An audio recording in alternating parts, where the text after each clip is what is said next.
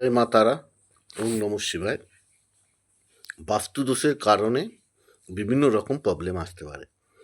প্রথমেই আমি বলে দিই, বাস্তুদোষের জন্য আপনারা মঙ্গলঘর সৃজনতম ব্যবহার করবেন, তাতে খানিকটা বাস্তুর প্রবলেম কাটবে।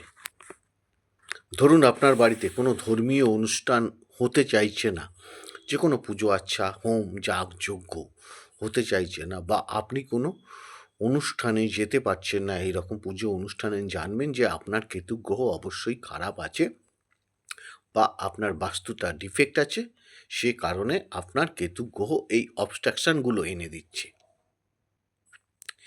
पहले समझिए, फिर बाद में आप एक काम करिए। आपका जो केतु ग्रह बहुत डैमेज होने के बाद एक काम आप कर सकते हैं। आपको क्या काम करना पड़ेगा? आपको जो गृह का अंदर नारायण का जाप करना पड़ेगा, नारायण का तुलसी दान करना पड़ेगा। आप पहले समझ लीजिए आपको क्या करना पड़ेगा। नारायण हरिनाम संकीर्तन और नारायण मंत्र जाप करने के बाद आपका केतु ग्रह और वास्तु ठीक हो जाएंगे। ভালো থাকুন, সুস্থ থাকুন।